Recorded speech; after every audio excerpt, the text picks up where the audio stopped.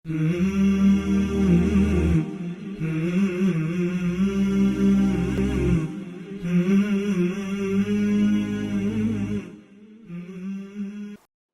علیکم ورحمۃ اللہ وبرکاتہ۔ الحمد للہ رب العالمین والصلاة والسلام علی نبینا محمد وعلی آلہ واصحابہ اجمعین، اما بعد۔ اعوذ باللہ من الشیطان الرجیم، بسم اللہ الرحمن الرحیم۔ فالصالحات قانتات حافظات للغیب بما حفظ اللہ۔ محترم سامعین و سامعات، دی وے آف سلفیہ کی جانب سے منعقد کردہ کورس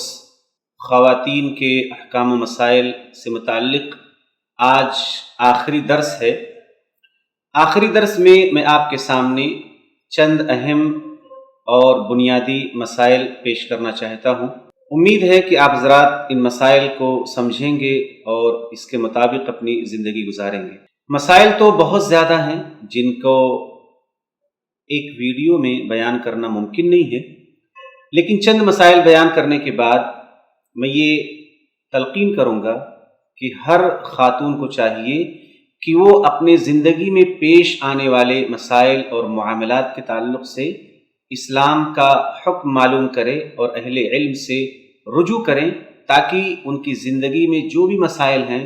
وہ ان مسائل کو اسلام کی روشنی میں حل کر سکیں اور اس کے مطابق اپنی زندگی کو دینی اور اسلامی بنا سکیں۔ سب سے پہلا مسئلہ جو میں آج بیان کرنا چاہتا ہوں وہ یہ ہے کہ کسی بھی عورت کا نکاح بغیر ولی کے نہیں ہو سکتا۔ کسی عورت کا نکاح اس وقت تک نہیں ہو سکتا جب تک اس کی نکاح کے لیے اس کا ولی راضی نہ ہو۔ یہ ایک بہت ہی اہم مسئلہ ہے، کیونکہ بہت ساری عورتیں، بہت ساری لڑکیاں یہ سمجھتی ہیں کہ وہ اپنی پسند کی شادی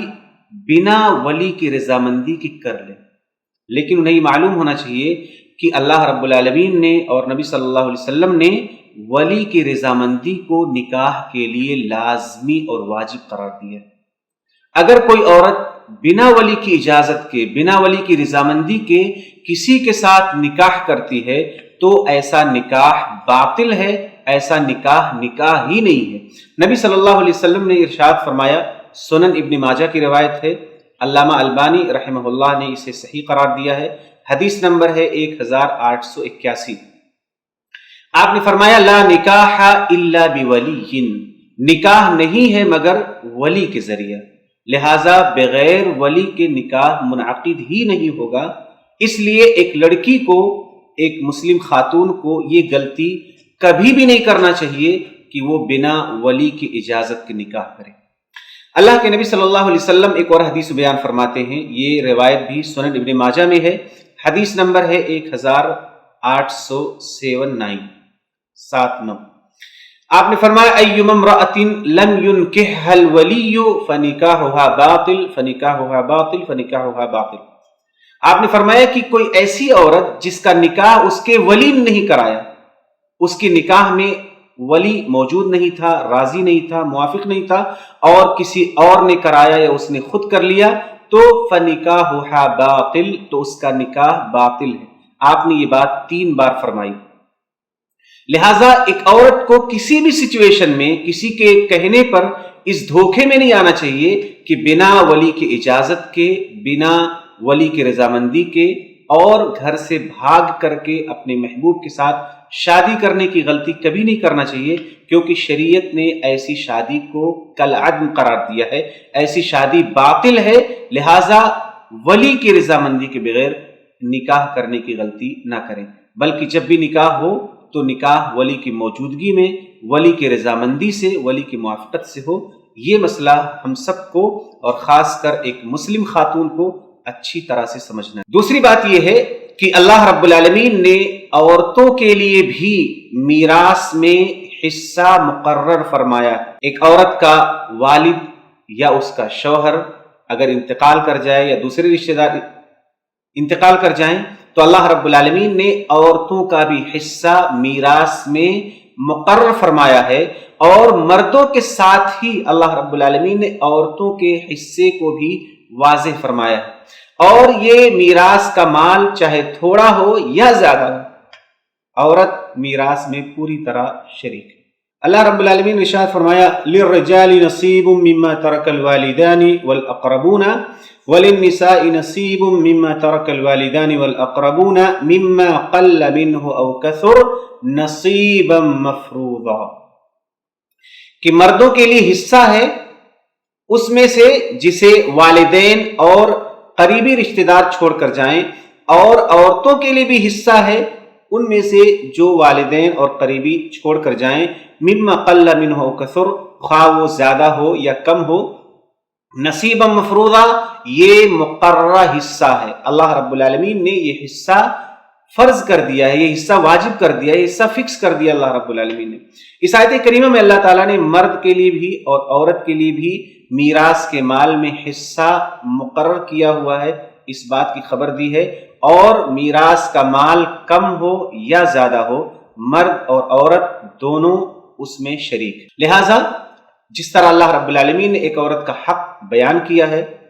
اس کا حصہ مقرر کیا ہے اور اس حصے کی تفصیل بیان فرمائی ہے، لہٰذا ایک عورت کو میراث سے اپنا حصہ لینا چاہیے،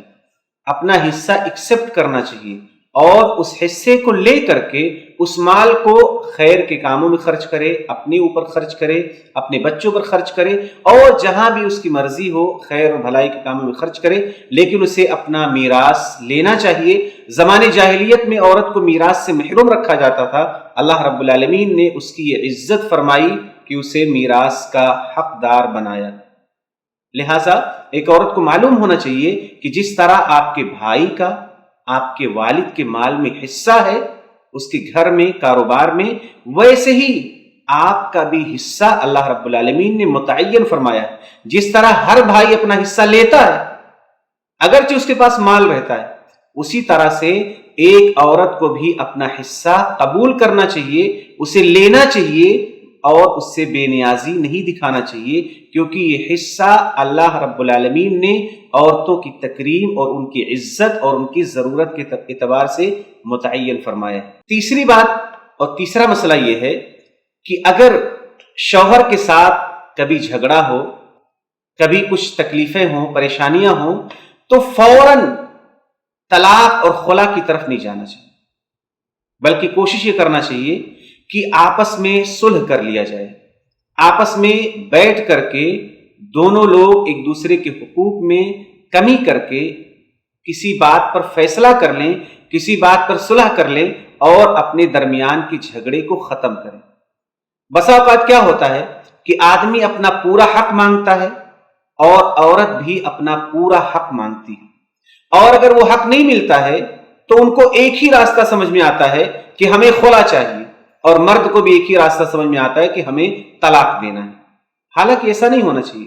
بلکہ اگر کبھی اختلاف ہو، جھگڑا ہو، تو جھگڑے کا جو سبب ہے، جو وجہ ہے، اگر ایک عورت چاہے تو اس سبب کو حل کرے اور اپنے نکاح کو باقی رکھے، خلا کا ڈیمانڈ نہ کرے، کیونکہ شریعت کا مقصد یہ ہے کہ جو نکاح ہو وہ نکاح باقی رہے، اسے آخری حد تک باقی رکھنے کی کوشش کی جائے، کیونکہ اللہ اور اس کے رسول کو سب سے زیادہ یہ پسند ہے کہ نکاح باقی رہے، اور شیطان نما لوگوں کو یہ پسند ہے کہ نکاح ٹوٹ جائے، طلاق واقع ہو جائے، خلا واقع ہو جائے اور گھر بکھر جائے۔ یہ شیطان لوگوں کو پسند ہے۔ اللہ اور اس کے رسول کی کوشش یہ ہے کہ جو بھی نکاح ہو وہ نکاح زندگی بھر باقی رہے، اور جتنا بھی اختلاف ہو کوشش کیا جائے کہ نکاح کو باقی رکھا جائے۔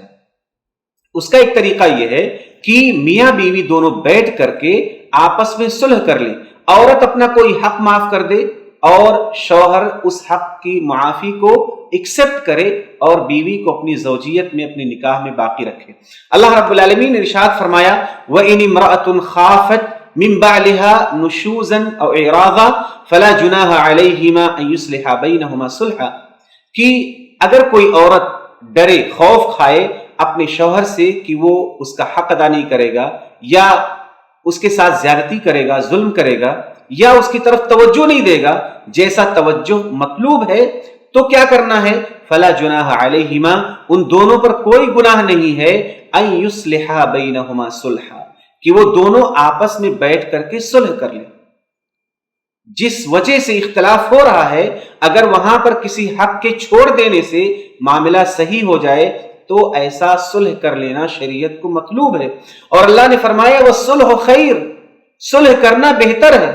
یعنی طلاق دینے سے، خلا لینے سے، جدا ہونے سے بہتر ہے کہ دونوں بیٹھ کر کے اس بنیاد پر صلح کر لیں جس بنیاد پر ان کے درمیان اختلاف ہو رہا ہے۔ آگے فرمایا وَأُحْضِرَتِ الْأَنفُسُ الشُّحَّ، اور نفسوں میں لالچ اور بخل کو بھر دیا گیا ہے، اکٹھا کر دیا گیا ہے۔ وَإِن تُحْسِنُوا، اور اگر تم احسان کرو، اللہ رب العالمین کی اچھی طرح عبادت کرو اور اس کے بندوں کے ساتھ احسان اور خیر کا معاملہ کرو، وَتَتَّقُوا، اللہ سے ڈرتے رہو، فَإِنَّ اللَّهَ كَانَ بِمَا تَعْمَلُونَ خَبِيرًا، تو بے شک اللہ رب العالمین تمہارے عملوں سے پوری طرح باخبر ہے۔ لہٰذا اس آیت کریمہ کی روشنی سے معلوم ہوتا ہے کہ ایک خاتون کو صلح کرنے کی کوشش کرنا چاہیے اور فوراً خلا یا طلاق کا مطالبہ نہیں کرنا چاہیے، کیونکہ صلح کرنا یہ جدا ہونے سے بہتر ہے، خلا لینے سے، طلاق دینے سے بہتر ہے کہ وہ آپس میں صلح کر لیں۔ چوتھا مسئلہ جو میں آپ کے سامنے بیان کرنا چاہتا ہوں وہ یہ ہے کہ ایک عورت کو کن لوگوں سے پردہ نہیں کرنا چاہیے، ایک عورت کو کن لوگوں سے پردہ نہیں کرنا چاہیے، یہ اللہ رب العالمین نے سورہ النور کی آیت نمبر 31 میں بیان فرمایا ہے۔ اللہ رب العالمین نے فرمایا وَقُلْ لِلْمُؤْمِنَاتِ يَغْضُضْنَ مِنْ أَبْصَارِهِنَّ، کہ آپ مومنہ عورتوں سے کہہ دیجئے کہ وہ اپنی نگاہوں کو پست رکھیں اور اپنے آبرو کی عصمت کی حفاظت کریں اور اپنے زینت کو ظاہر نہ کریں۔ زینت جس کا تعلق فطرت سے ہے، یعنی عورت کا حسن و جمال، اس کے جسم کا جمال، اور وہ زینت جو عورت اختیار کرتی ہے اچھے کپڑے کی شکل میں، زیور کی شکل میں، کنگن کی شکل میں، مہندی کی شکل میں، ایسے تمام زیور جو اختیار کرتی ہے یا جو فطری جمال اللہ رب العالمین نے اسے دیا ہے، ان تمام زینتوں کو وہ ظاہر نہ کرے الا ما ظہر منہا، مگر وہ جو از خود مجبوراً ظاہر ہو جائے۔ جیسے عورت کا خود اس کا لباس، کپڑا، اس کا نقاب، یا سامان لیتے وقت اس کی ہتھیلی اور اس میں لگی ہوئی مہندی، یا جو چیز چلتے ہوئے پیر اگر دکھ جائے تو ایسی چیز جو خود بخود ظاہر ہو جائے، اس کے علاوہ جسم کی کسی بھی زینت کو ظاہر کرنا منع ہے۔ وَلْيَضْرِبْنَ بِخُمُرِهِنَّ عَلَى جُيُوبِهِنَّ، اور انہیں چاہیے کہ اپنے گریبان پر دوپٹے ڈال لیا کریں تاکہ ان کا گلا اور گلے پر موجود زیور اور ان کا صدر یہ سب پوری طرح سے باحجاب ہوں، پردہ میں ہو، ظاہر نہ ہو۔ وَلَا يُبْدِينَ زِينَتَهُنَّ، اور وہ اپنی زینت کو ظاہر نہ کریں، مگر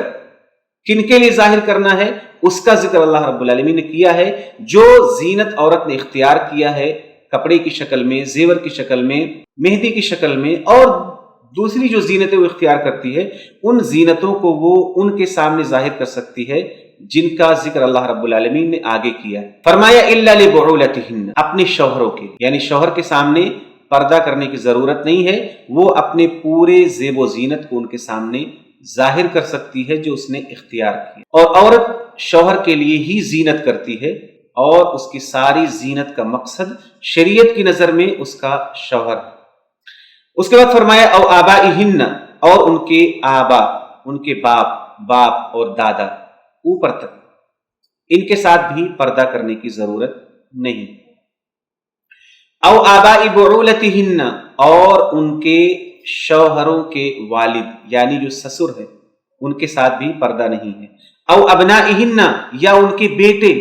جو ان کی اولاد ہے ان کے ساتھ بھی پردہ نہیں کرنا ہے۔ او ابناء بعولتہن، یا ان کے شوہر کے بیٹے جو ان سے نہیں ہیں لیکن ان کے شوہر کے بیٹے ہیں، وہ بھی بیٹے کے حکم میں ہیں، لہٰذا ان کے ساتھ بھی پردہ نہیں کرنا ہے۔ او اخوانہن، یا ان کے جو بھائی ہیں ان کے ساتھ پردہ نہیں کرنا ہے۔ او بنی اخوانہن، یا ان کے جو بھتیجے ہیں۔ او بنی اخواتہن، یا ان کے بھانجے ہیں۔ او نسائہن،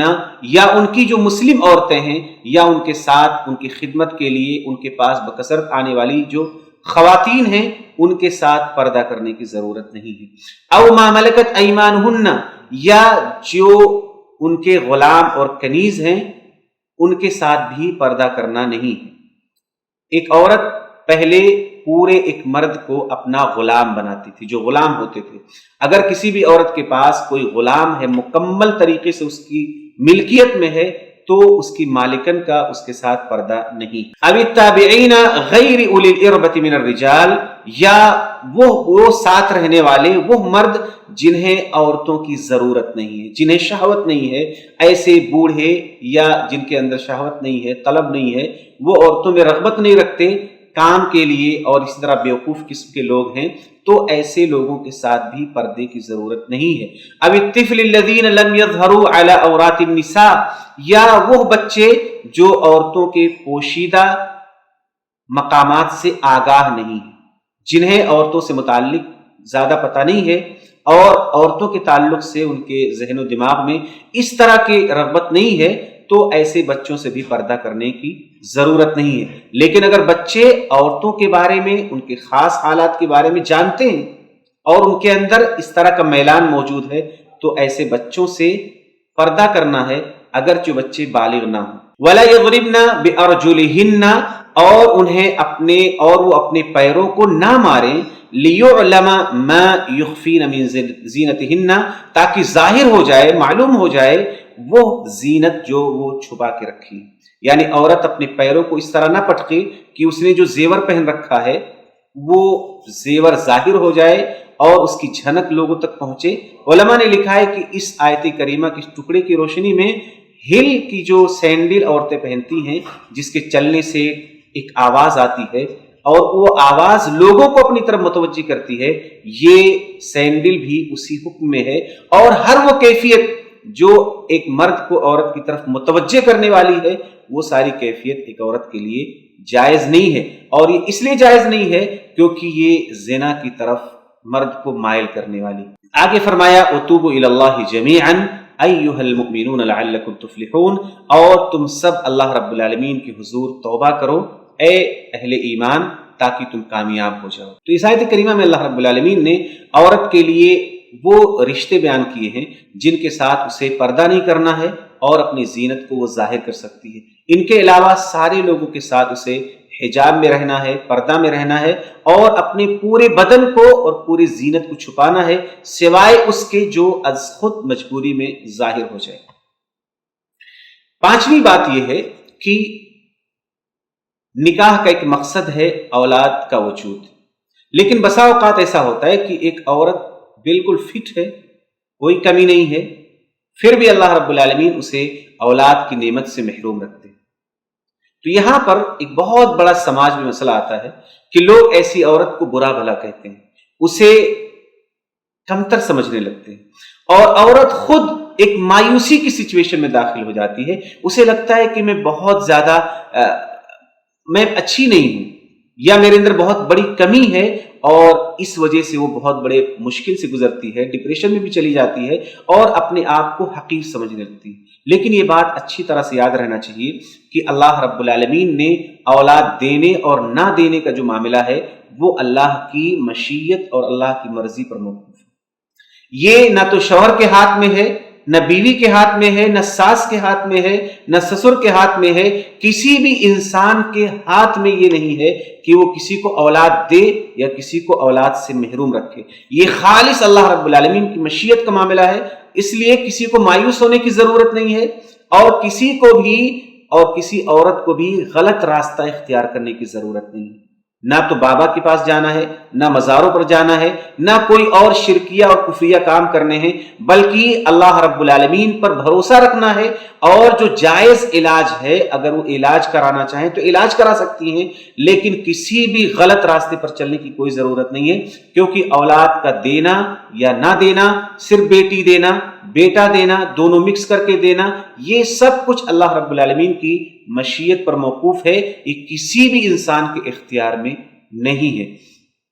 اللہ رب العالمین نے فرمایا للہ ملک السماوات والارض، آسمان و زمین کی بادشاہت کا مالک اللہ رب العالمین ہے۔ یخلق ما یشاء، وہ جو چاہتا ہے پیدا کرتا ہے، یہب لمن یشاء اناثا ویہب لمن یشاء الذکور، جسے چاہتا ہے بیٹیاں ہبہ کرتا ہے اور جسے چاہتا ہے بیٹے عطا کرتا ہے، او یزوجہم ذکرانا و اناثا، یا جسے چاہتا ہے بیٹے اور بیٹیاں ملا کر دیتا ہے، ویجعل من یشاء عقیما، اور جسے چاہتا ہے باج بنا دیتا ہے، انہ علیم قدیر، بے شک اللہ رب العالمین علم والا ہے اور قدرت والا ہے۔ اللہ رب العالمین نے جو فیصلہ کیا ہے کسی کے بارے میں بھی، اس فیصلے کی بنیاد علم ہے، اور اللہ رب العالمین نے جسے دیا ہے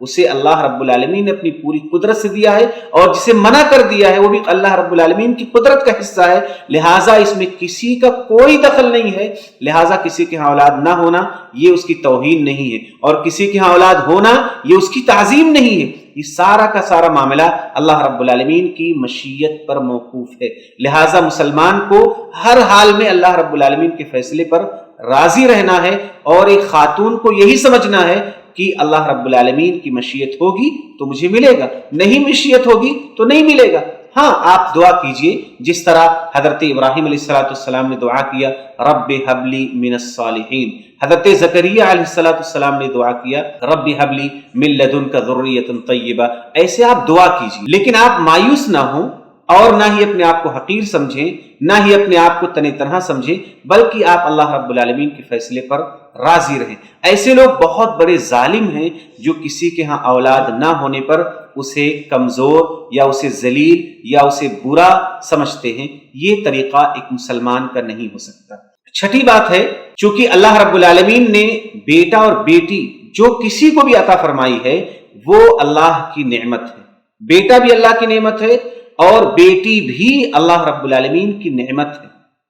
جس طرح اللہ رب العالمین نے اپنی مشیت سے کسی کو بیٹے عطا کیے اور کسی کو بیٹیاں عطا کی، دونوں کے دونوں اللہ رب العالمین کا انعام ہے ایک بندے پر۔ لیکن بعض لوگ لڑکی کی پیدا ہونے پر بالکل مر جاتے ہیں،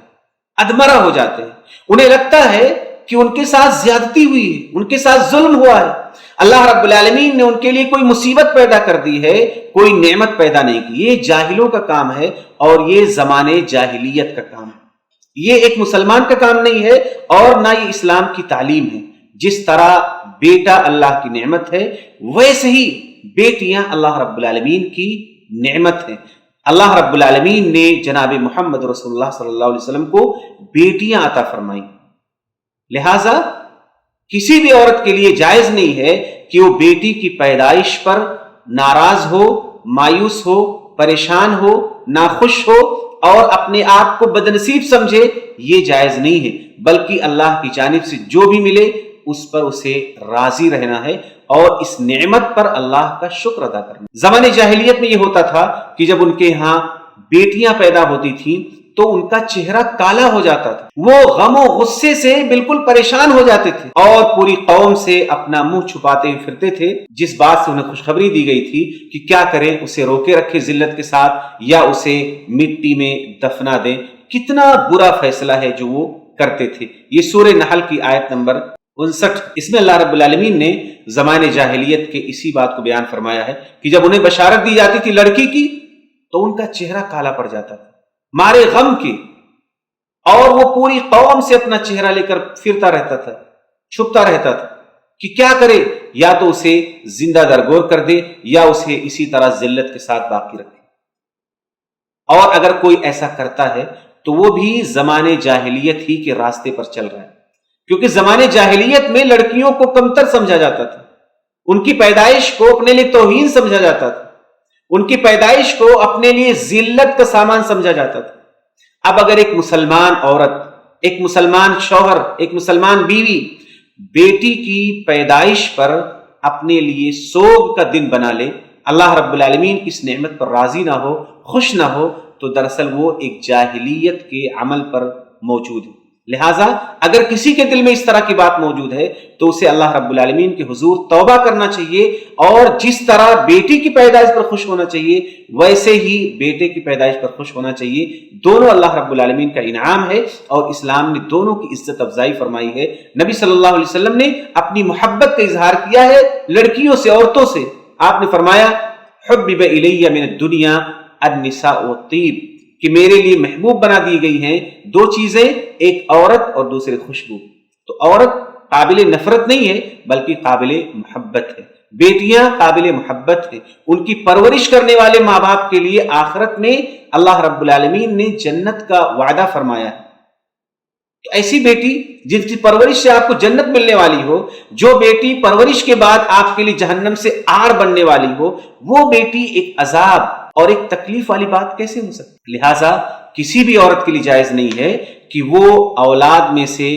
بیٹے کی پیدائش پر تو خوش ہو لیکن بیٹی کی پیدائش پر ناراض ہو۔ یہ طریقہ جاہلوں کا طریقہ ہے، زمانے جاہلیت کا طریقہ ہے، نہ تو مسلمان ایسا کر سکتا ہے اور نہ ہی اسلام کی یہ تعلیم ہے۔ ساتویں چیز اور ساتواں مسئلہ یہ ہے کہ شادی کے بعد ایک بہت بڑا مسئلہ ہمارے سماج میں موجود ہے جو بگڑا ہوا ہے، اور وہ ہے طلاق کا شرعی طریقہ۔ بہت سارے مرد حضرات اپنی بیویوں کو اس طرح سے طلاق دیتے ہیں جس طرح سے اسلام نے طلاق دینے سے منع کیا، جس طرح سے طلاق دینا حرام ہے، لیکن طلاق دینے والا جو مرد ہے اسے بھی پتہ نہیں ہے، اور جس عورت کو طلاق دیا جا رہا ہے اسے خود پتہ نہیں ہے کہ طلاق دینے کا شرعی طریقہ کیا ہے۔ لہذا مرد طلاق دیتا ہے اور بیوی اپنی جہالت کی وجہ سے اسی معاملے پر باقی رہتی ہے اور بالکل مجبور اور مقہور ایک فرد کی طرح جو کچھ نہیں کر سکتا سارے غلط فیصلوں کو ایکسپٹ کرتی رہتی ہے۔ یہ صحیح نہیں۔ جس طرح ایک مرد کے لیے جاننا ضروری ہے کہ طلاق کا طریقہ کیا ہے، ویسے ہی ایک عورت کو بھی جاننا ضروری ہے کہ طلاق کا کیا طریقہ ہے، تاکہ وہ غلط انداز سے دیے گئے طلاق کو رد کر سکے، اسے بتا سکے کہ طلاق دینے کا طریقہ یہ ہے۔ اگر عورت دین اسلام کے نظام طلاق کو سمجھ لے تو بہت سارے گھروں میں طلاق کے تعلق سے جو زیادتیاں ہیں، جو غلطیاں ہیں، ان تمام کی اصلاح ممکن ہے۔ لہٰذا میں آپ کے سامنے بہت ہی مختصر انداز میں طلاق کا جو شرعی طریقہ ہے جسے قرآن و سنت نے بیان کیا ہے اسے مختصر انداز میں پیش کرتا ہوں۔ سب سے پہلی بات یہ کہ اگر کسی بھی شخص کی بیوی اس کی بات نہیں مانتی، اس کا حق ادا نہیں کرتی، شریعت نے جو شوہر کا حق دیا ہے وہ اسے نبھاتی نہیں ہے، شوہر کی فرمانبرداری نہیں کرتی ہے، شوہر کو اپنے انڈر میں رکھنا چاہتی ہے اور خود شوہر کے اوپر حکومت کرنا چاہتی ہے، اس طرح کی پرابلم اگر موجود ہے تو ایک شوہر کو اسلام نے بیوی کو سدھارنے کے لیے ایک فارمولا بتایا ہے، ایک طریقہ بتایا ہے کہ اپنی بیوی کو کیسے سدھارنا ہے، اور وہ 3 طریقہ ہے۔ اس کا مطلب یہ ہے کہ جب بیوی کی طرف سے پرابلم آئے تو فوراً طلاق نہیں دینا۔ بیوی کی طرف سے پرابلم آ رہی ہے گھر کے کام میں یا بستر میں یا اس کے اخلاق میں یا اس کی زبان میں یا دیگر چیزوں میں جس سے شوہر کو تکلیف پہنچ رہی ہے، تو اس کا علاج یہ نہیں ہے کہ آپ فوراً طلاق دو، بلکہ طلاق سے پہلے اللہ رب العالمین نے ایک مرد کو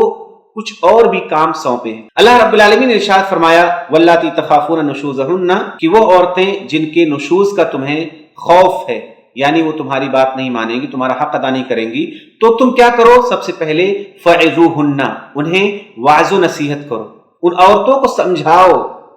اللہ رب العالمین کا ڈر دلاؤ، اللہ رب العالمین کا خوف دلاؤ، شوہر کے حق کی جو عظمت ہے وہ بتاؤ، تاکہ وہ اللہ کے ڈر سے،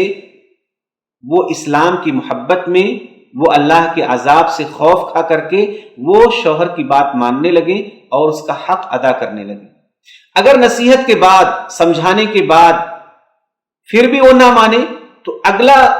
ضابطہ ہے کہ انہیں بستر سے الگ کر دو، یا ان کے بستر سے خود الگ ہو جاؤ اور ان کو ان کے بستر میں چھوڑ دو۔ وَهْجُرُوهُنَّ فِي الْمَضَاجِعِ، انہیں ان کے بستروں میں چھوڑ دو اور خود ان کے بستر سے الگ ہو جاؤ۔ یہ الگ ہونا بطور تعدیب کے ہے، بطور ادب کے ہے، بطور سزا کے ہے، اور یہ بستر میں چھوڑنا یہ گھر کے اندر ہی ہو اور ان کے درمیان ہو، یہ بات باہر لیک نہیں ہونی چاہیے۔ فرمایا یہ دوسرا طریقہ ہے جو کسی بھی شریف اور باعفت باعزت عورت کو جھجھوڑنے کے لیے، اسے سدھارنے کے لیے بہت کافی ہے، کیونکہ یہ چیز اللہ رب العالمین نے بتلائی۔ اگر پھر بھی اصلاح نہ ہو تو اللہ رب العالمین نے فرمایا وَاضْرِبُوهُنَّ، انہیں مارو، انہیں جسمانی سزا دو۔ فَإِنْ أَطَعْنَكُمْ فَلَا تَبْغُوا عَلَيْهِنَّ سَبِيلًا، اگر وہ تمہاری بات مان لیں، یعنی یہ لفظ کہہ کر کے اللہ رب العالمین نے اس بات کی طرف اشارہ کیا ہے کہ ان 3 باتوں پر عمل کرنے کے بعد اس بات کا امکان ہے کہ ایک عورت اپنے شوہر کی بات مان لے گی۔ فرمایا اگر وہ تمہاری بات مان لیں فلا تبغوا علیہن سبیلا، تو تم ان پر زیادتی کے لیے راستے تلاش نہ کرو، یعنی کوئی ایسا راستہ تلاش مت کرو جس کے ذریعہ تم ان کو اور پریشان کر سکو، بلکہ اگر وہ تمہاری بات ماننے لگیں اور اپنی غلطی ایکسپٹ کر لیں اور اپنی اصلاح کر لیں تو اب تمہیں کوئی بھی بہانہ تلاش نہیں کرنا ہے ان کو پریشان کرنے کے لیے، بلکہ ان کو چھوڑ دینا ہے۔ اللہ رب العالمین نے آگے دھمکی دی ہے، ان اللہ کان علیا کبیرا، بے شک اللہ رب العالمین علو والا ہے، بلندی پر ہے، اور اللہ رب العالمین بہت بڑا ہے۔ لہٰذا مرد کو یہ نہیں سمجھنا چاہیے کہ وہ بہت بڑا ہے، اس کا مقام بہت بڑا ہے، بلکہ اسے یہ سوچنا چاہیے کہ مجھ سے بھی بڑا اور عالی شان اللہ رب العالمین ہے، اور اللہ رب العالمین نے ہمیں عورتوں کو پریشان نہ کرنے کی تعلیم دی ہے، لہٰذا ہمیں اللہ سے ڈرتے ہوئے عورتوں کو پریشان نہیں کرنا۔ یہ تین باتوں کے بعد اگر پھر بھی اصلاح نہیں ہوتی تب ایک مرد کو اختیار ہے کہ وہ اپنی بیوی کو طلاق دے۔ یہاں پر اللہ رب العالمین نے جو مارنے کی بات کہی ہے، بہت سارے مردوں کو شبہ ہوتا ہے کہ اللہ رب العالمین نے انہیں مارنے کی اجازت دی،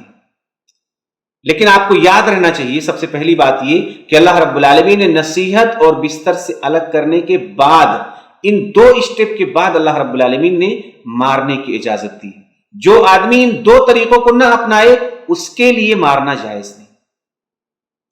دوسری بات، اللہ کے نبی صلی اللہ علیہ وسلم نے اس مار کی وضاحت فرمائی۔ آپ نے فرمایا وَضْرِبُوهُنَّ ضَرْبًا غَيْرَ مُبَرِّحٍ، کہ انہیں مارو ضرب غیر مبرح۔ غیر مبرح کا مطلب ہوتا ہے ایسی چوٹ، ایسی مار جس کی وجہ سے بدن پر نشان نہ آئے، ایسی مار مارنا ہے جس سے ان کے بدن پر نشان نہ آئے۔ اور ایک دوسری حدیث میں کہا گیا ہے کہ عورت کو چہرے پر مارنے سے بچو، چہرے پر نہ مارو۔ اور بعض علماء نے کہا ہے کہ چہرے پر مارنے کے ساتھ ساتھ ایک مرد کو یہ خیال ہونا چاہیے کہ اپنی بیوی کو ان نازک جگہوں پر نہ مارے جہاں پر مارنے سے ایک عورت کو بہت زیادہ تکلیف کا احساس ہو سکتا ہے، یعنی بہت ہی قید کے ساتھ اللہ کے نبی صلی اللہ علیہ وسلم نے مارنے کی اجازت دی ہے۔ اور ایک حدیث میں اللہ کے نبی صلی اللہ علیہ وسلم فرماتے ہیں کہ مارنے والے بہتر لوگ نہیں، اولئک لیسوا بخیارکم، یہ لوگ اچھے لوگ نہیں ہیں جو اپنی بیویوں کو ادب سکھانے کے لیے مارتے ہیں۔ گویا نہ مارنا یہی اصلی تعلیم ہے، لیکن اگر مارنے کی ضرورت آپ کو پڑ جائے تو آپ کو ہلکی مار مارنا ہے، ایسی مار جس سے بدن پر نشان نہ پڑے، جس سے جسم پر چوٹ نہ آئے، بلکہ بہت ہی معمولی اور ہلکی مار، صرف ادب کے لیے، صرف تعدیب کے لیے، صرف اسے سمجھانے کے لیے مارنا ہے۔ لہٰذا کسی بھی مرد کو شبہ نہیں ہونا چاہیے کہ اسے شریعت نے اجازت دی ہے کہ وہ جب چاہے، جس طرح چاہے اور جتنا چاہے اپنی بیوی کو مارے۔ یہ عورت پر ظلم ہے جو اللہ رب العالمین نے حرام قرار دیا ہے۔ تو پہلی چیز یہ کہ آپ یہ تین طریقہ اپناؤ طلاق دینے سے پہلے، جب بیوی آپ کا حق ادا نہیں کر۔ اگر ان تین طریقوں کے بعد بھی عورت نہیں سدھرتی ہے تب آپ کو اجازت ہے کہ آپ اپنی بیوی کو طلاق دیں، اور یہ طلاق آپ کو حالت طہر میں دینا ہے، پاکی کی حالت میں۔ حالت حیض میں طلاق دینا، حالت نفاس میں طلاق دینا یہ حرام ہے۔ دوسری بات، جس طہر میں آپ نے ہم بستری نہیں کیا ہے اس میں آپ کو طلاق دینا۔ اگر ہم بستری کر لیا اور پھر آپ طلاق دینا چاہتے ہیں تو آپ کو پورا مہینہ انتظار کرنا ہے، جب دوبارہ وہ پاک ہوگی اس کے بعد اسے طلاق دینا ہے۔ لہٰذا حالت طہر میں اور بنا ہم بستری کیے ہوئی آپ کو طلاق دینا ہے۔ اسی طرح سے صرف ایک طلاق دینا ہے، صرف ایک بار آپ کو طلاق دینا ہے، 3 بار طلاق دینا یہ جائز نہیں ہے، یہ حرام ہے، یہ غیر شرعی طریقہ ہے۔ اللہ اور اس کے رسول کی تعلیم ہے کہ آپ کو صرف اور صرف ایک ہی طلاق دینا ہے۔ طلاق دینے کے بعد بیوی کو اپنے گھر پر رہنا ہے، یعنی شوہر کے گھر پہ، شوہر کے گھر پہ طلاق دینے کے بعد پورے عدت، یعنی پورا جو 3 حیض یا 3 مہینہ ہے، یہ طلاق دینے کے بعد شوہر کو چاہیے کہ اپنی بیوی کو اپنے ہی گھر میں رکھے، اور یہ جو عدت ہے جسے طلاق رجعی بولتے ہیں، اس پورے عدت کو بیوی شوہر کے گھر پر گزارے گی۔ عدت کے جو ٹائم ہے، اس پورے ٹائم میں بیوی کے خرچ کا اور اس کے رہنے کا ذمہ دار مرد ہی ہے۔ اللہ رب العالمین نے اس درمیان ایک مرد کو یہ منع کیا ہے کہ وہ اپنی بیوی کا پورا خرچ، اس کا پورا علاج، پوری ضرورت پوری کرے، اسے پریشان نہ کرے۔ اگر وہ حالت حمل میں ہو تو وضع حمل اس کی عدت ہے۔ عدت گزرنے کے بعد،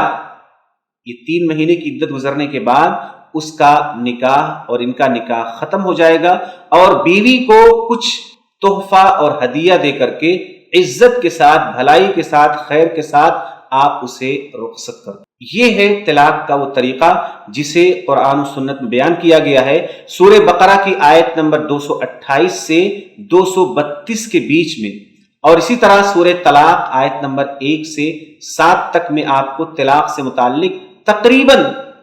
تمام بنیادی معلومات مل جائیں گی۔ لہٰذا آپ وہاں پر جائیے اور ان آیات کو ترجمے کے ساتھ، تفسیر کے ساتھ پڑھیے، اور آپ کو وہاں سے معلوم ہوگا کہ یہ ساری باتیں جو انتہائی منظم انداز میں اللہ رب العالمین نے بیان فرمائی ہیں، اور طلاق ایک ایسا نظام ہے جو دو گھروں کے بیچ میں، دو میاں بیوی کے درمیان میں کبھی بھی نفرت اور دشمنی کو پیدا نہیں ہونے دیتا، بلکہ یہ پورے ہی معاملے میں دونوں کا دل پوری طرح سے صاف ہوگا، کیونکہ شریعت نے منع کیا ہے کہ کوئی بھی مرد اپنی بیوی کو پریشان نہ کرے، نہ ہی کوئی بیوی اپنے شوہر کو پریشان کرے، بلکہ اس دوران میں اللہ رب العالمین نے یہ وعدہ فرمایا ہے کہ عین ممکن ہے کہ مرد کے دل میں اللہ رب العالمین محبت پیدا کر دے اور وہ اپنی بیوی سے رجوع فرما لے۔ لیکن اگر آپ شریعت کی مخالفت کریں گے تو جو رشتہ قائم ہونے والا تھا، جو نکاح باقی رہنے والا تھا، وہ نکاح ٹوٹ جائے گا، وہ رشتہ نفرت میں بدل جائے گا، محبت باقی نہیں رہے گی۔ لہٰذا ہمیں چاہیے کہ ہم اور آپ اور ساری خواتین طلاق کے نظام کو، اس کی تعلیم کو اچھی طرح سمجھیں۔ اگر اس کا شوہر غلطی کرتا ہے تو آپ اسے سمجھائیں، اور آپ کوشش کریں کہ جس طرح اللہ اس رسول چاہتے کہ نکاح نہ ٹوٹے، اسی طرح آپ بھی کوشش کریں کہ قرآن کی روشنی میں، اس کی تعلیمات کی روشنی میں، اگر شوہر کو طلاق دینا بھی ہے پھر بھی وہ طلاق محبت میں بدل جائے اور نفرت ختم ہو کر کے دونوں رشتہ پھر سے بحال ہو جائے۔ شریعت کا مطلوب یہی ہے۔ اسی طرح سے 8واں مسئلہ ہے، اس وقت ہمارے سماج میں ایک بہت گھناؤنی چیز ہے جسے رواج دے دیا گیا ہے اور جس پر لوگ عمل کر رہے ہیں، وہ ہے حلالہ۔ حلالہ دراصل ایک زنا ہے، ایک جرم ہے، ایک ملعون کام ہے، لیکن جب شریعت کی مخالفت انسان کرتا ہے تو اسے بہت ساری آزمائشوں سے گزرنا پڑتا ہے۔ شریعت نے کہا کہ ایک ہی طلاق دینا ہے، اور پوری عدت گزرنے کے بعد جب ان کا نکاح ٹوٹ جائے، نکاح ختم ہو جائے، تب وہ دوبارہ اگر چاہتے ہیں تو پھر سے نکاح کر سکتے ہیں۔ لیکن جو علماء یہ کہتے ہیں کہ 3 طلاق دینے کے بعد تینوں واقع ہو جاتی ہے، تو دراصل وہ قرآن کریم کی بہت ساری آیات کو اور اس کے احکامات کو سائیڈ میں کر دیتے ہیں، اور اس کے بعد کہتے ہیں کہ اب بنا حلالہ کے آپ اپنے شوہر کے پاس واپس نہیں جا سکتی۔ اور حلالہ کیا ہے؟ ایک رات کے لیے کسی اجنبی مرد کے ساتھ نکاح کرنا اور اس کے ساتھ رات گزارنا۔ یہ نکاح نہیں ہے، یہ زنا ہے۔ اللہ کے نبی صلی اللہ علیہ وسلم نے فرمایا، الا اخبرکم بالتیس المستعار، کیا میں تمہیں خبر نہ دوں ایسا بکرا جسے کرائے پر لیا گیا؟ ظاہر سی بات ہے، ایک رات کے لیے کسی کا شوہر بننا، اسے کرائے کا بکرا ہی کہہ سکتے ہیں، جیسا کہ نبی صلی اللہ علیہ وسلم نے اسے بالتیس المستعار فرمایا، کرائے کا بکرا۔ فرمایا کیوں نہیں؟ آپ بتائیے۔ آپ صلی اللہ علیہ وسلم فرمایا، هو المحلل، حلالہ کرنے والا کرائے کا بکرا ہے، جسے آپ پیسے دے کر کے ایک رات کے لیے اپنی بیوی کو بھیجتے ہو۔ یہ بہت بڑا جرم ہے، بہت بڑا جرم ہے۔ اللہ کے نبی صلی اللہ علیہ وسلم فرماتے ہیں، لعن اللہ المحلل والمحلل له، اللہ رب العالمین کی لعنت ہو حلالہ کرنے والے پر، والمحلل له، اور جس کے لیے حلالہ کیا جا رہا ہے اس پر بھی اللہ رب العالمین کی لعنت ہو۔ لہٰذا آپ کو کسی بھی سچویشن میں حلالہ جیسی کنڈیشن کو کبھی بھی قبول نہیں کرنا ہے، یہ شریعت کی تعلیم ہے ہی نہیں۔ آپ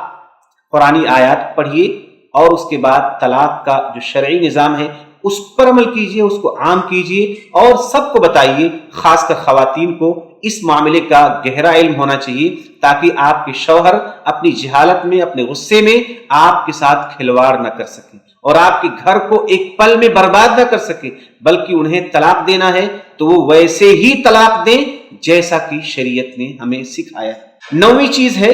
کہ ایک عورت کو چاہیے کہ وہ اپنے بچوں کو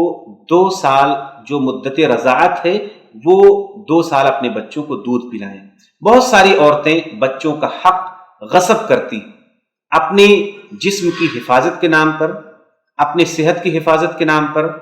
اور معلوم نہیں کس کس نام پر، لیکن اللہ اللہ رب العالمین نے ایک مسلم ماں کو یہ تعلیم دی ہے کہ اسے اپنے بچوں کو 2 سال تک دودھ پلانا چاہیے، اگر کوئی عذر نہ ہو، اگر کوئی عذر شرعی نہ ہو۔ آپ نے اللہ رب العالمین نے فرمایا والوالدات یرضعن اولادہن حولین کاملین، کہ اور مائیں اپنے بچوں کو دودھ پلائیں گی حولین کاملین، 2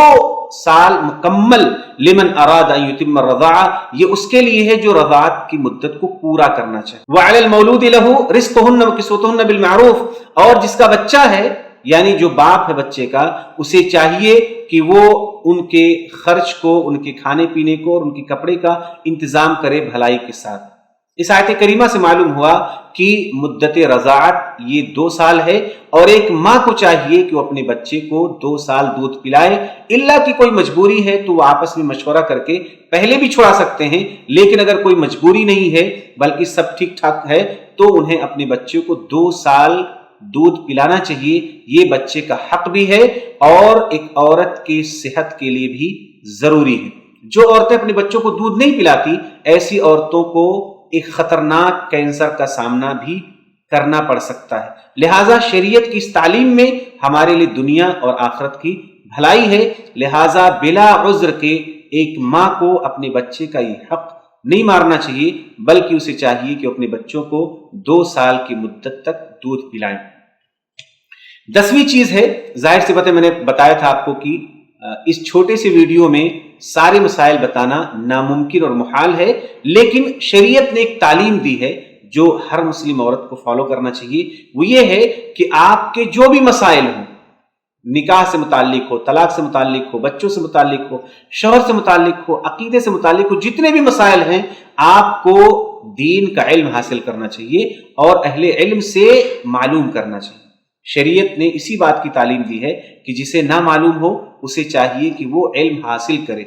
وہ ان مسائل کو معلوم کرے جن مسائل کا اسے سامنا ہے۔ حضرت عائشہ رضی اللہ تعالیٰ عنہ فرماتی ہیں نعم النساء نساء الانصار، کہ انصار کی عورتیں کتنی بہترین عورتیں، لم یمنعہن الحیاء ان یتفقہن فی الدین، انہیں حیا نہیں روکتی ہے اس بات سے کہ وہ دین کی سمجھ حاصل کریں،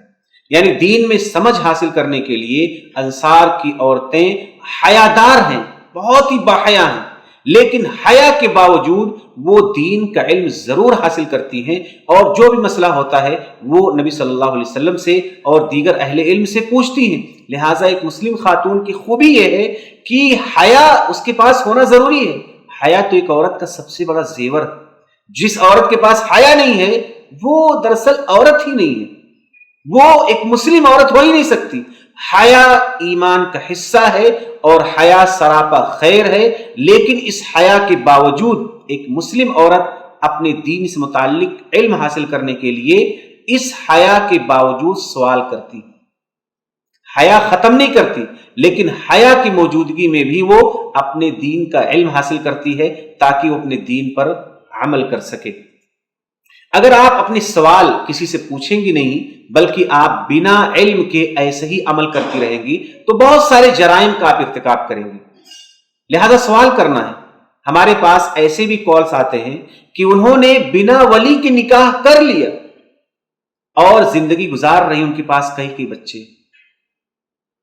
اور ان کو پتہ ہی نہیں تھا کہ ولی کی ضرورت ہے۔ لہٰذا اس طرح کے بہت سارے جرائم ہوتے ہیں جو حلال کو حرام اور حرام کو حلال بنا دیتے ہیں۔ لہٰذا آپ کو زندگی میں اہل علم سے ضرور پوچھنا ہے تاکہ آپ کے سارے معاملات دین کی روشنی میں طے ہوں۔ حضرت عبداللہ بن عباس رضی اللہ تعالیٰ عنہ فرماتے ہیں کہ ایک آدمی کو نبی صلی اللہ علیہ وسلم کے زمانے میں ایک زخم لگا اور وہ آدمی کو پھر احتلام ہو گیا، ناپاک ہو گیا، غسل واجب ہو گیا، تو اسے حکم دیا گیا کہ تمہیں غسل کرنا پڑے گا، اور انہوں نے غسل کیا اور ٹھنڈی کی وجہ سے یا زخم میں کچھ مشکل ہوا اس کی وجہ سے ان کا انتقال ہو گیا۔ نبی صلی اللہ علیہ وسلم کو جب یہ خبر پہنچی تو آپ نے فرمایا قتلوہ قتلہم اللہ، انہوں نے اسے قتل کر دیا، اللہ رب العالمین انہیں بھی قتل کرے۔ یعنی آپ نے شدید ناراضگی کا اظہار کیا کیونکہ انہوں نے غلط مسئلہ بتایا اور بنا علم کے اللہ کے دین میں رہنمائی کی، لہٰذا انہوں نے ایک غلط مسئلہ بتا کر کے ایک آدمی کی جان لے لی، اللہ رب العالمین بھی ان کی جان لے۔ الم یکن شفاء العی السؤال، کہ آپ نے فرمایا کہ لا علمی کا علاج یہ تھا کہ وہ سوال کرتے، یعنی اگر آدمی کو پتہ نہیں ہے تو اسے سوال کرنا چاہیے تاکہ اس طرح کی بھیانک غلطیاں وہ نہ کرے اور اللہ کے دین پر علم کی روشنی میں عمل کرے۔ لہٰذا آپ کو سوال کرنا ہے۔ 11واں مسئلہ ہے کہ ایک عورت کو اپنے آپ اور اپنی کوشش سے تعلیم حاصل کرنا ہے، تعلیم کا کوئی موقع جانے نہیں دینا ہے۔ ہر وہ علم آپ کو حاصل کرنا ہے جو آپ کی ضرورت، جس سے آپ اپنے دین اور اپنے دنیا کے معاملات کی اصلاح کر سکیں، اور خاص کر دین کے معاملات کی اصلاح کر سکیں۔ ازواج مطہرات کے علاوہ جو عام صحابہ کرام کی عورتیں تھیں، انہوں نے نبی صلی اللہ علیہ وسلم سے کہا کہ آپ کے اوپر مرد غالب آ گئے، یعنی آپ مردوں کے پاس بیٹھتے ہیں، مردوں کو سکھاتے ہیں، مرد حضرات آپ سے زیادہ سیکھتے ہیں، تو آپ ہمارے لیے بھی ایک دن فکس کیجئے جس میں ہم آپ سے علم حاصل کریں۔ تو آپ نے ان سے وعدہ کیا ایک دن کا جس میں آپ ان سے ملاقات کریں گے، تو آپ نے ان سے ملاقات کیا، انہیں نصیحت کی، انہیں حکم دیا۔ لہٰذا جس طرح صحابیات نے کوشش کیا اور نبی صلی اللہ علیہ وسلم سے باقاعدہ ایک دن فکس کرایا جس میں نبی صلی اللہ علیہ وسلم ان سے متعلق باتیں کرتے تھے جس کا تعلق عورت سے، تو اگر آپ ایسا کریں گی تو آپ کو آپ کے دین کا علم حاصل ہوگا اور آپ دین کی روشنی میں ایک صالح اور نیک عورت کی طرح زندگی گزار سکیں گے۔ اسی طرح سے آخری بات جو میں آپ کے سامنے رکھتا ہوں یہ ہے کہ اللہ رب العالمین نے کسی بھی عورت کو اس کی طاقت سے زیادہ کا مطالبہ نہیں، چاہے شوہر کا معاملہ ہو، گھر کا معاملہ ہو، عبادت کا معاملہ ہو، صدقہ خیرات کا معاملہ ہو، دین کے جتنے بھی احکامات ہیں، ہر حکم میں اللہ رب العالمین کا یہ قانون موجود ہے کہ لا یکلف اللہ نفسا الا وسعها، کہ اللہ رب العالمین کسی بھی انسان کو اس کی طاقت سے بڑھ کر کے اس کو حکم نہیں دیتا۔ جو بھی احکام ہیں وہ سب انسانی طاقت کے مطابق ہیں، اس میں بھی اگر کسی انسان کو واقعی طاقت نہیں ہے تو اللہ رب العالمین کا وہ حکم اس کے لیے کم ہو جائے گا یا اس کے اوپر سے منسوخ ہو جائے گا، یا اس میں اس کی گنجائش ہوگی کہ وہ اپنی طاقت کے مطابق اسے ادا کرے۔ جس طرح سے نماز کا معاملہ ہے، اگر کوئی شخص بیٹھ کر نماز پڑھ سکتا ہے تو بیٹھ کر پڑھے، اگر کھڑے ہو کر نہیں پڑھ سکتا تو اسے بیٹھنا ہے، لیکن اگر کوئی بیٹھ بھی نہیں سکتا ہے تو اسے لیٹ کر کے نماز پڑھنا۔ یعنی شریعت نے انسانوں کی طاقت کے اعتبار سے ہر حکم میں رعایت کر دی ہے، بشرطے کہ انسان واقعی اس کی طاقت نہ رکھتا جتنے احکامات ہیں۔ لہٰذا ایک عورت کو یہ بھی ضابطہ معلوم ہونا چاہیے کہ اللہ رب العالمین نے کسی بھی عورت کو، کسی بھی مرد کو اس کی طاقت سے بڑھ کر کے کوئی بھی حکم نازل نہیں فرمایا، اور جو بھی حکم موجود ہے اگر اس میں بھی کسی کو مشقت ہے، پریشانی ہے، تو اسے چاہیے کہ وہ اپنی طاقت بھر اس حکم پر عمل کرے۔ اللہ رب العالمین سے میں دعا کرتا ہوں کہ اللہ تعالی ہم سب لوگوں کو دین اسلام پر عمل کرنے کی توفیق عطا فرمائے، اور ہم نے اور آپ نے اس پورے 6 درس میں جو کچھ پڑھا ہے، جو کچھ سنا ہے، ان سب باتوں کو سمجھنے کی اور ان پر عمل کرنے کی توفیق عطا فرمائے۔ آمین۔ السلام علیکم ورحمۃ اللہ وبرکاتہ۔